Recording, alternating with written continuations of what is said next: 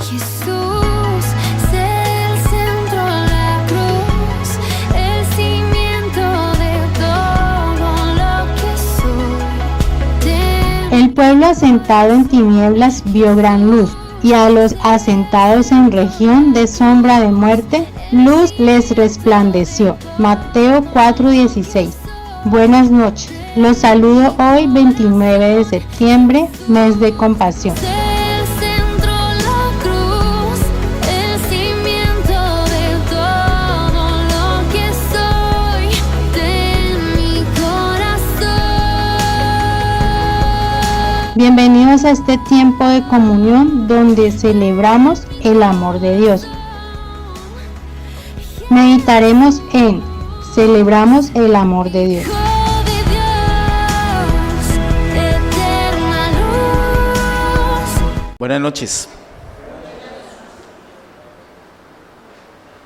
Estamos celebrando el amor de Dios. Ese no es solamente un título o una frase que sea pegajosa, sino que tiene un sentido.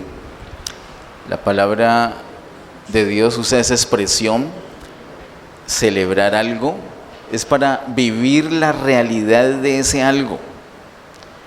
Y el Señor, más que enseñarnos acerca del amor, quiere que nosotros vivamos esa realidad que Él nos ha enseñado. Por eso la palabra en esta noche está titulada así: celebramos el amor de Dios.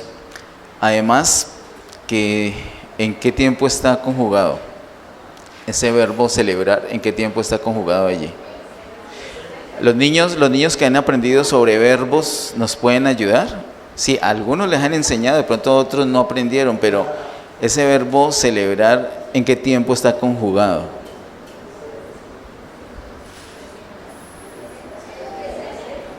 En presente, ¿cierto? ¿Cuándo sucede eso? ¿Cuándo celebramos el amor del Señor? Es en este momento. No solamente es algo del pasado. Yo me acuerdo cuando antes o en el futuro, sino que es un continuo presente. Diga, celebramos el amor de Dios. Bueno, para nuestra palabra celebramos el amor de Dios, quiero invitarte que te ubiques, si tienes tu Biblia allí, en Primera de Juan capítulo 4 y veamos el verso número 8. Primera de Juan capítulo 4, verso 8. Dice Primera de Juan 4, 8: el que no ama no ha conocido a Dios, porque Dios es amor. Ese versículo es muy conocido, creo, y es de los versículos amados en la palabra. Pero necesitamos que el Señor nos enseñe, porque no queremos nosotros tener una teoría o una doctrina al respecto. Uy, ese mucho gozo. No queremos nosotros tener solamente un conocimiento, una enseñanza, una doctrina al respecto, sino vivir una realidad. Y ese versículo, así como es costumbre en el vocabulario que utiliza el apóstol Juan, es muy absoluto. Dice, el que no ama no ha conocido a Dios, porque Dios es amor. Y ese porque no ama, no ha conocido a Dios porque Dios es amor, no está solamente diciendo que si una persona ama a algunos, ya se libró, ya con esto ya tengo evidencia que conozco a Dios. A estos de aquí, de pronto no los he podido amar, pero a estos sí, ya tengo la evidencia, conozco a Dios. No, es absoluto en el sentido que cuando una persona conoce a Dios, puede amar ¿a quién? A todos, y de hecho, ama a todos. Y si en esta noche, en este momento, a estas alturas, tú que me escuchas y tú que me vas a escuchar en nuestro canal de YouTube con esta palabra, si tú en este momento todavía tienes dificultad para amar a alguien, quiero que descanses, no tienes que hacer ningún esfuerzo. De hecho, si tienes que esforzarte por amar a alguien, entonces has emprendido un camino errado, porque el versículo no nos habla de ningún esfuerzo, ¿o sí? Dice, el que no ama no ha conocido a Dios, porque Dios es amor. ¿Cuál es el requisito para que una persona pueda amar a cualquier otra persona? ¿Cuál? Conocer a Dios. Conocer a Dios. Dios da una revelación muy grande acá, y es que Él mismo en sí es amor. Él es amor. Distinto a lo que hemos aprendido con Juan capítulo 3, verso 16, donde nos dice que de tal manera amó Dios al mundo, que ha dado a su Hijo unigénito, para que todo aquel que en Él cree no se pierda, mas tenga vida eterna. Ahí lo que nos está diciendo es que Dios ama. ¿A quién ama Dios? Cuando dice mundo se refiere a todos los seres humanos. Dios ama a todos, absolutamente a todos. Y la muestra de ese amor, que es un amor tan enorme, tan grande, es que dio a su Hijo, ¿qué dice? ¿Su Hijo qué? ¿Qué otro hijo tenía? Ninguno. Hijo unigénito. En ese momento hijo unigénito, porque después tuvo más hijos. ¿Usted supo que Dios tuvo más hijos? La palabra nos muestra de unas personas que no tuvieron hijos hasta un momento y después tuvieron hijos, o que tuvieron uno pero después tuvieron más hijos. Dios es uno de ellos. Dios en ese momento solamente tenía un hijo, pero ese hijo único que tenía lo dio para que todo aquel que en Él cree no se pierda, sino que tenga vida eterna. Allí nos habla que Dios ama, pero primera de Juan 4:8 nos dice algo más profundo, y es que Dios es amor. La naturaleza de Dios es amor. Si conocemos a Dios, en ese orden de ideas, ¿a quién estamos conociendo? Al amor, ¿de acuerdo? Y si conocemos al amor, entonces ya estamos listos para amar. ¿A quién? A todos. Esa expresión conocer es muy usada por Juan, y Juan se refiere a la palabra conocer de una manera muy específica, y lo hemos hablado por años ya. Ese conocimiento de Juan no es un conocimiento doctrinal sino experimental. Es un conocimiento del día a día, es de andar con el Señor, de tener una relación con Dios. Como tengo una relación con Él, lo conozco, sé lo que le gusta, sé lo que no le gusta, sé lo que lo hace feliz, sé lo que entristece a Dios, porque lo estoy conociendo. En mi diario caminar conozco a Dios. Si conozco a Dios, conozco el amor, y si conozco el amor, ya quedo en capacidad de amar. ¿Cómo hizo Dios para darnos la capacidad de conocerlo? Porque eso es una capacidad que solamente da Dios. Nadie más da la capacidad de conocer sino Dios mismo. Cuando Dios salva a alguien, se imparte a esa persona, y la vida de Dios en esa persona, eso es una explicación que nos da el apóstol Juan en esta primera de Juan. La presencia de Dios en esa persona es la que le enseña absolutamente todas las cosas. Es la que le revela, la que le da a conocer todas las cosas. Así que Dios mismo en nosotros se revela a nosotros. Nos da la capacidad de que lo podamos conocer.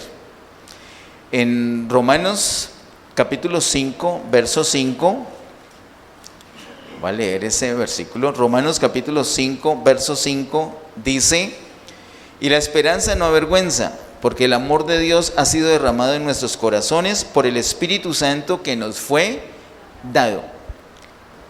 El amor de Dios literalmente fue derramado en nuestros corazones. El Señor tiene un propósito, tiene un objetivo, Él apunta hacia ese propósito y nos equipa para que logremos lo que Él desea. No hay manera que nosotros podamos conocerlo si Él no se revela en nosotros. Él en nosotros nos da a conocer, se da a conocer, lo podemos conocer personalmente. Nos revela cómo es. Él se ha derramado por el Espíritu Santo en nosotros. Ese amor derramado en nuestro corazón es Dios mismo en nosotros. El apóstol Juan en 1 de Juan nos habla de la necesidad de que el amor se perfeccione. El amor se perfecciona cuando nosotros decidimos amar a las demás personas, no con nuestro amor natural, sino con el amor de Dios. Ese amor que Dios ya ha derramado en nuestro corazón. Ya tenemos ese amor, ya tenemos la capacidad de amar. Pero, queridos hermanos, tenemos la capacidad también de elegir no amar. Yo sé que a muchos nos ha pasado que amando al Señor, que teniendo al Señor, que siendo salvos, que siendo hijos de Dios, lo cual implica que el amor de Dios se ha derramado en nosotros. Yo sé que fácilmente amamos a unas personas, pero difícilmente amamos a otras. Incluso, posiblemente, usted a algunas personas no ha podido amar. Esa capacidad no se pierde. Parecería una discapacidad mejor, pero es un poder que el ser humano tiene. ¿Qué poder? De amar con su amor natural o amar con el amor de Dios. De hecho, el amor natural estorba la manifestación del amor de Dios. Si nosotros no tuviéramos un amor natural, cuando vamos a amar a alguien, solamente echamos del amor que tengamos, y si no tenemos amor natural, solamente echaríamos mano del amor de Dios, y con el amor de Dios amaríamos a todos.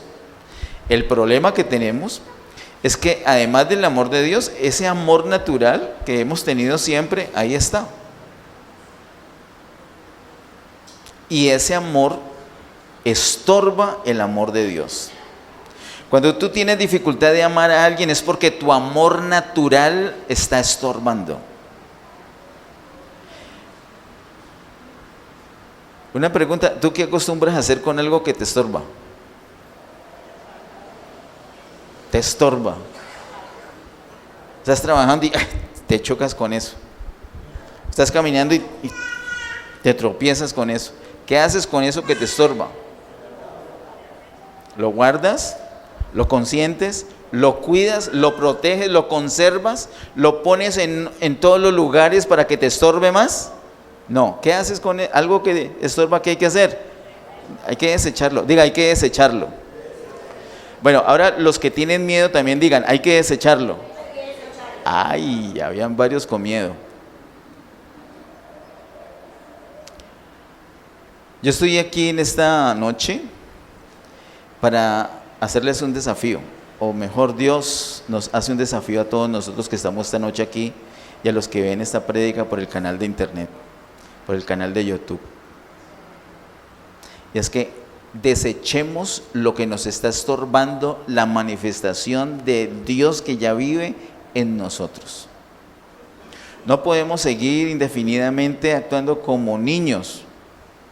Los niños tienen unas limitaciones, tienen unas ventajas, pero tienen unas limitaciones.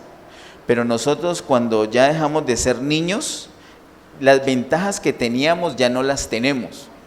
Y ahora todo se convierte en desventajas si lo permitimos. El amor de Dios ya ha sido derramado en nuestro corazón, así que ya tenemos una capacidad. Pero ojo, alerta, hay un amor natural que estorba ese amor. Acompáñame y vamos a mirar, que el Señor nos ayude con su palabra a mirar qué debemos hacer. Efesios capítulo 4, versos 1 al 3. Efesios capítulo 4, versos 1 al 3 dice: yo pues, preso en el Señor, os ruego que andéis como es digno de la vocación con que fuisteis llamados, con toda humildad y mansedumbre, soportándoos con paciencia los unos a los otros en amor, solícitos en guardar la unidad del Espíritu en el vínculo de la paz. Algunas veces no nos soportamos ni siquiera nosotros mismos. Ni en el espejo nos queremos mirar. No nos aguantamos. Entonces imagínense otra persona. Pero ¿cómo nos tenemos que soportar de acuerdo a la palabra de Dios? ¿Qué dice la palabra? ¿Qué dice el verso 2? Con humildad y mansedumbre, soportándoos con paciencia los unos a otros en amor. No es que me lo aguanto, pero porque toca. No, no es así. Sino que es en amor. Es sin dejarlo de amar, sin dejarle de mostrar ese amor, sin dejarle de expresar, de manifestarle el amor. Y dice el verso 3, solícitos en guardar la unidad del Espíritu en el vínculo de la paz. Todo creyente debe estar solícito. ¿Qué es eso de ser solícito? Otra palabra para solícito que usemos más cotidianamente. Dispuestos, ¿cierto? Ser diligentes, estar listos, prestos. No que, ay, no, yo después arreglo ese chicharrón, ese problema. No, arréglelo ya. No deje pasar más tiempo. ¿Hace cuánto tiempo no le hablas a personas? No, pero es que no, yo en su momento, no. Ya, diga, el momento es ya.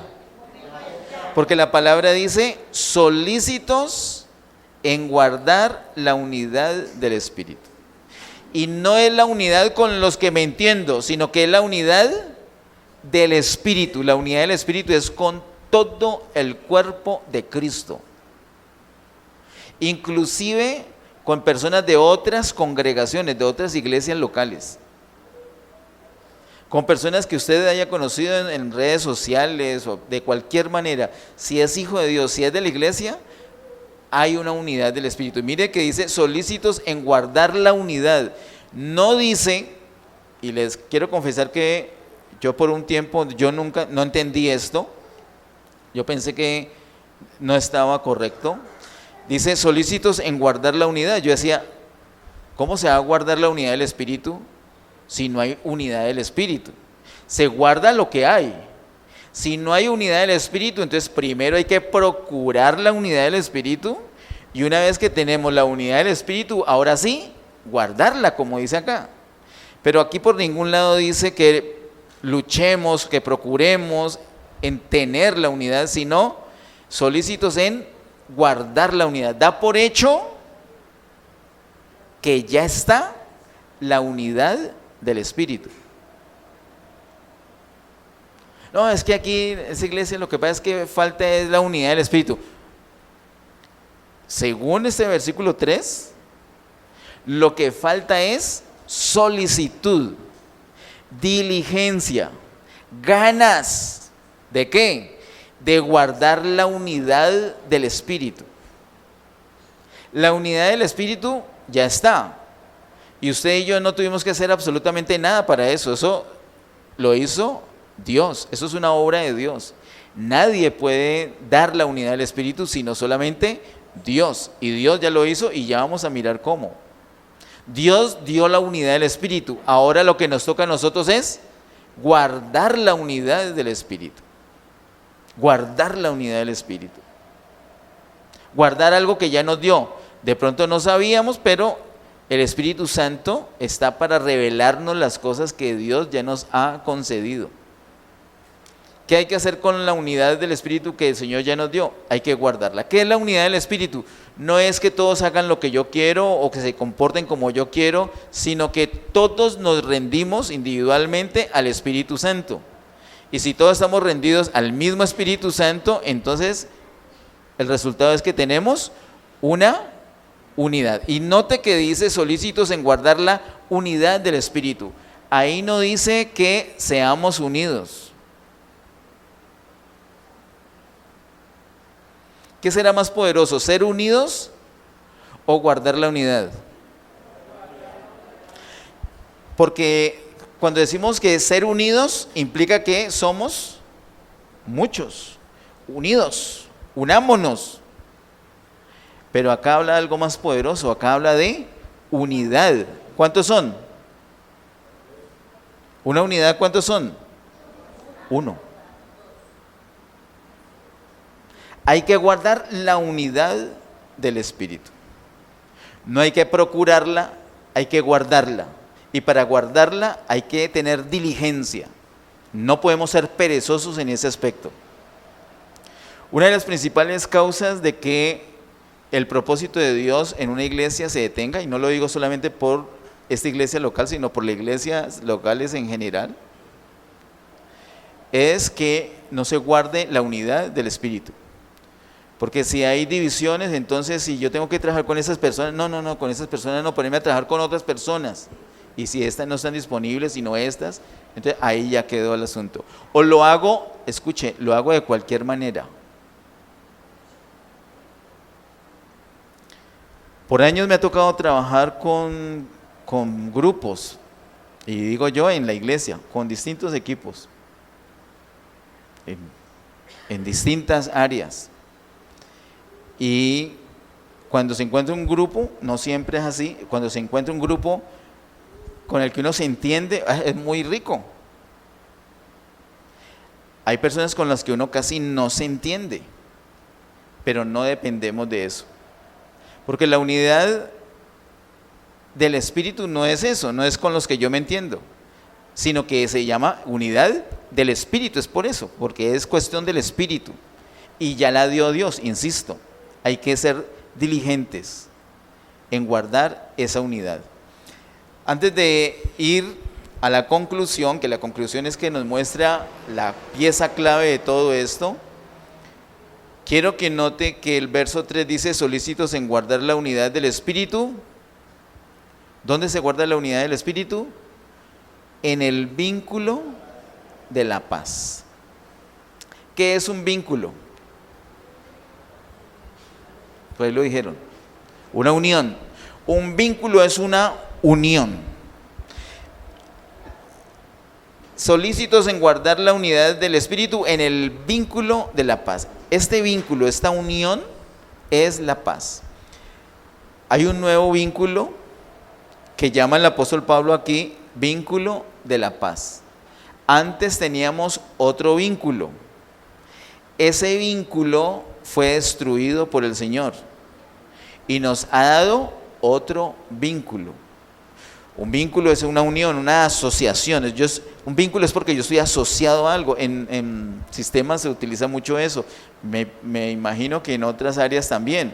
Un vínculo es algo donde yo estoy leyendo y encuentro un vínculo, entonces es porque eso me está uniendo a algo, un trozo que tengo que leer. Por ejemplo, yo podría pensar o decir que las ayudas que algunas Biblias tienen en una letra chiquitica, por ejemplo, yo aquí en mi Biblia tengo en el verso 2 una ayuda que dice Colosenses 3:12 al 13. Yo no sé si todos tienen eso. Eso que está allí lo puedo llamar un vínculo, que me dice que ese verso 2 de Efesios 4 está relacionado con Colosenses 3. Eso es un vínculo. Antes nosotros teníamos un vínculo que el Señor destruyó y lo cambió por otro vínculo. El vínculo que tú y yo teníamos antes era un vínculo con Adán. Ese vínculo con Adán no hacía sino llevarnos de mal en peor. Pero llega un momento donde el Señor cambió eso, destruyó ese vínculo y ahora tenemos otro vínculo. Y ese vínculo ya no es en Adán, sino un vínculo en Cristo.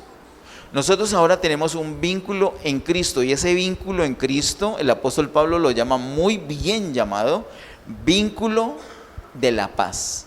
Y ahí está la clave absolutamente de todo. ¿Por qué lo llama así? Acompáñenme ahora sí a Efesios capítulo 2, versos 14 al 18. Efesios 2, versos 14 al 18.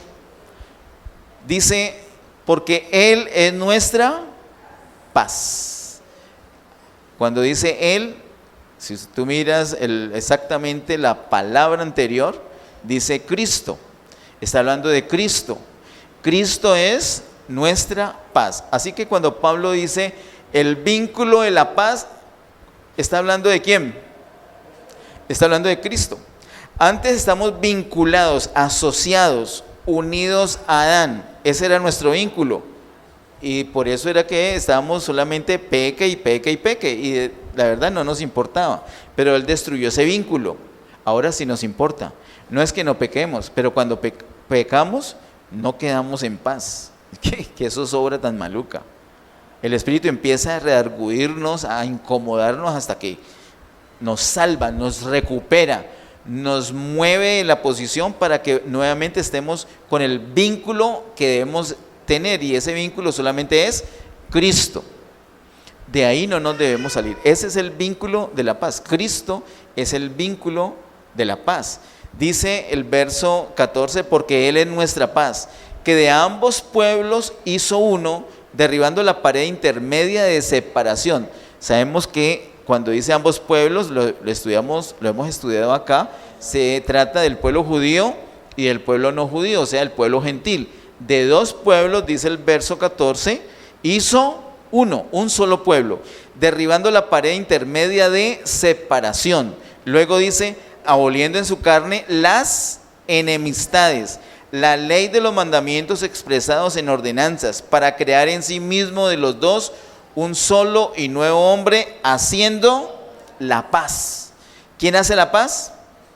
¿Cómo hizo para hacer la paz? ¿Cómo hizo para reconciliar en esos dos pueblos y hacer uno solo? Todo lo que estamos leyendo. Derribó la pared intermedia de separación, abolió en su carne las enemistades, abolió la ley de los mandamientos expresados en ordenanzas.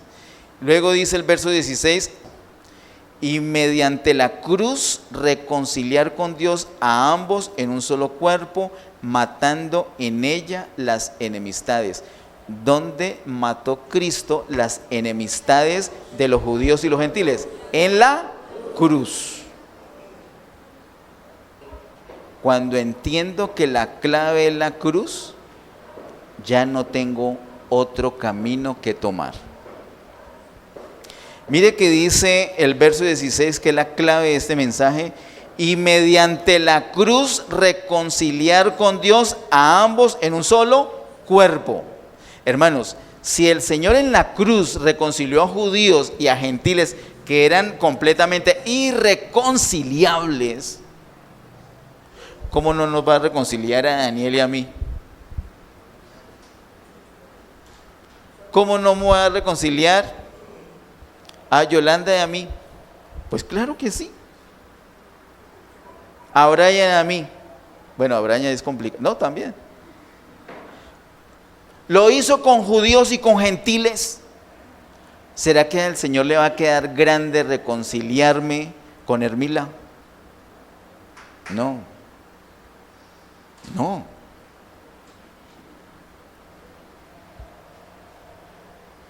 Pero ¿cuál es la clave? La cruz. Diga la cruz. Diga, la cruz es la clave. Porque fue en ella que el Señor mató las enemistades. Y fue mediante la cruz que reconcilió a ambos en un solo cuerpo. Es en la cruz, la clave es la cruz. ¿Dónde hizo el Señor la paz? En la cruz. Por eso cuando va a Efesios 4, Él nos dice, hay que guardar la unidad del Espíritu en el vínculo de la paz. Ya hay una unidad del Espíritu. ¿Dónde logró el Señor esa unidad? En la cruz. Ya la tiene, la iglesia ya tiene la unidad. Ahora, ¿qué tiene que hacer la iglesia? Ser solícita en guardarla. Entonces, cuando alguien me está irritando, ¿qué tengo que hacer? No importa, no le pongo cuidado. No, sí, póngale cuidado. Póngase a orar. Póngase a bendecir a esa persona. No, pero es que sigo con la dificultad. Entonces, es que te has bajado de la cruz. ¿Usted le ha tomado los signos vitales a un cadáver? Giné, ayúdenos. ¿Tendrá signos vitales? No. Entonces, ¿será que un cadáver se irrita? ¿Un cadáver se fastidia? ¿Un cadáver le da ansiedad? ¿Tensión? Es que me pone tenso esa persona. Si alguien dice, no, es que mira, nomás con la presencia ya me pongo tenso. ¿Sabes qué le pasa a esa persona? Está viva. Si no estuviera viva no se pondría tensa. ¿Cuál es la solución? que se muera. ¿Y cómo se va a morir? Con la cruz. Hermanos, Dios nos da una solución cuando tenemos problemas, y no es una consejería, no es un psicólogo, no es un ayuno, no es una oración, no son 1000 apóstoles y 4000 profetas orando para que eso se resuelva. El Señor sabe cómo resuelve las cosas, nos mata.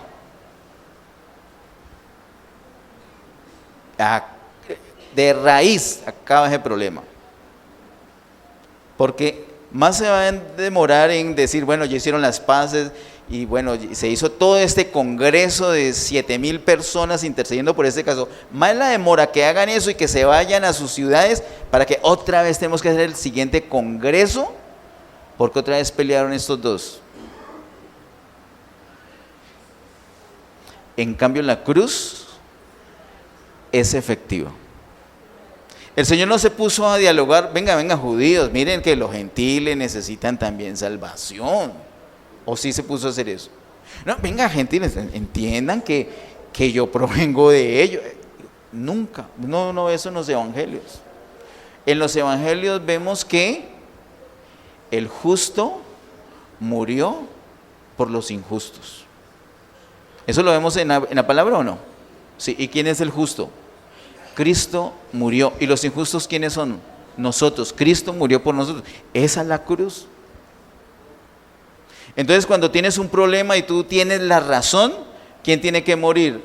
¿Tú o el que no tiene la razón? ¿Quién es el que tiene que morir? El que tiene la razón. Amén. ¿Eso es lo que está en la Biblia o no? ¿Está en la Biblia eso o no? O el Señor dijo, no, la única solución aquí es que se mueran los pecadores, porque yo soy justo. No, al revés, murió el que no cometió pecado. Entonces, cuando nosotros tenemos problemas, no, hasta que Luis no confiese delante de toda la congregación que me ofendió, no. ¿Qué tengo que hacer? Morirme. ¿En dónde? En la cruz. Permanecer allí. Porque el vínculo de la paz lo logró el Señor en la cruz. La cruz es la clave de todo, de todo. Lo que pasa es que sinceramente no nos gusta en la cruz, no nos gusta negarnos a nosotros mismos, sino que esperamos que los demás se nieguen, que los demás cedan. Y así no es.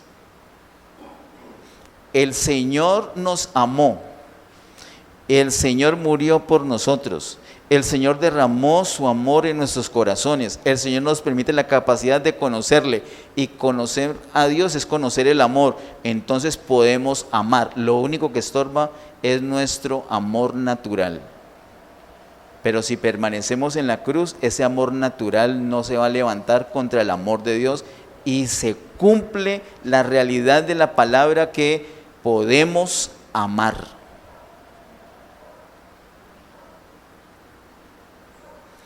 Yo quisiera que usted se hiciera el propósito que no pase un día más de su vida, ni un minuto más de su vida, sin que le pueda expresar un amor puro, sincero, a cualquier persona, particularmente a los de la congregación. ¿Por qué? Porque esa es la realidad. Eso es lo que Cristo conquistó. Dice el verso 17, y vino y anunció las buenas nuevas de paz a todos los que estabais lejos y a los que estaban cerca, porque por medio de él los unos y los otros tenemos entrada por un mismo espíritu al Padre. El deseo del Señor expresado una y otra vez en el Evangelio de Juan, que nosotros estuviéramos donde Él iba a estar. ¿Dónde? En el Padre. Hermanos, ¿recuerdan la parábola del hijo pródigo? O la que llamamos, no tan acertadamente así, pero que trata de un padre amoroso que tenía 2 hijos. Cuando regresa el hijo pródigo, disfruta algo que cuando estaba lejos, él añoraba. ¿Se acuerda? ¿Qué era lo que había en la casa del padre? ¿Qué es lo que había en la casa del padre? Abundancia de pan. Y lejos de la casa del Padre, él se moría de hambre. Y cuando llega a la casa del Padre, ¿pudo disfrutar abundancia de pan? ¿Sí o no? Hermanos, si nosotros estamos en el Padre, no tenemos que hacer esfuerzo de nada. Porque ¿saben qué hay allí? Abundancia. Pero si no permanecemos en el Padre, no podemos amar ni siquiera a la persona más simpática de la iglesia, o sea, a mí.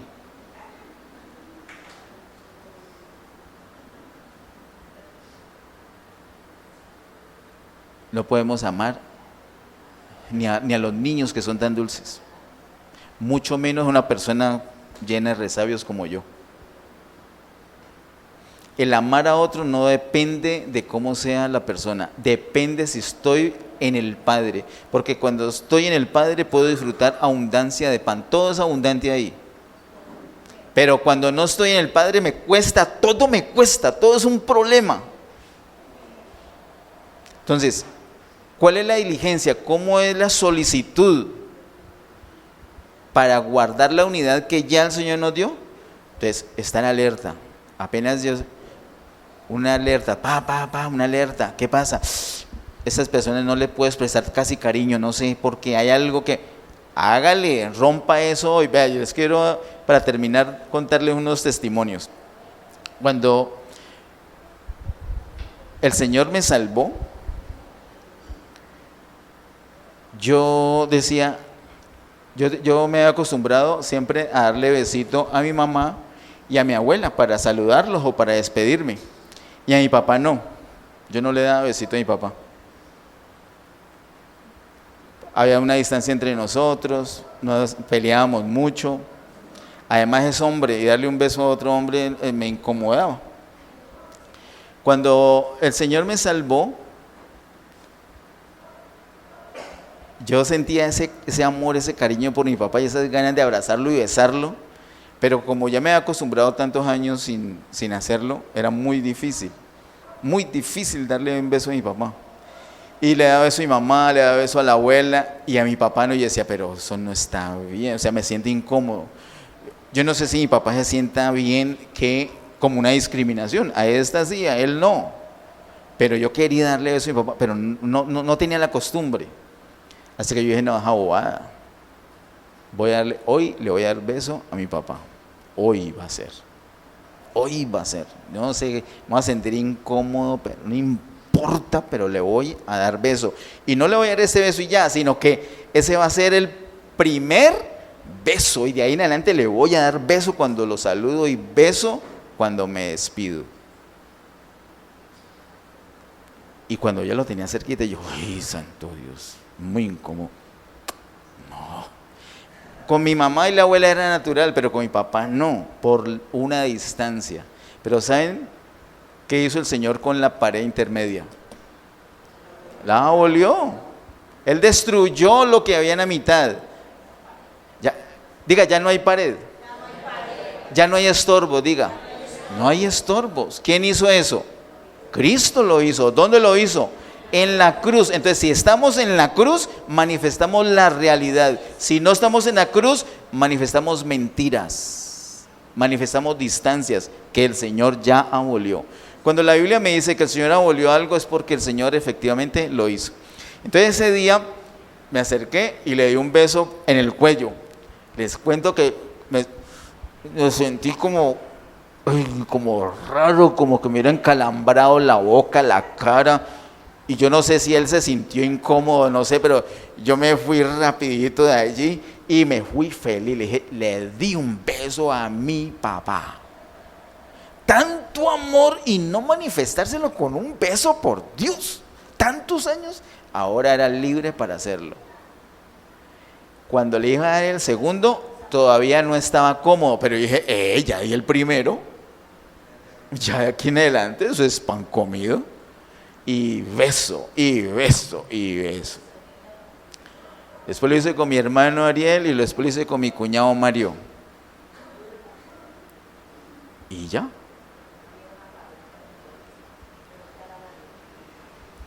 Tú puedes amar porque tú conoces a Dios, porque el amor de Dios ha sido derramado en tu corazón.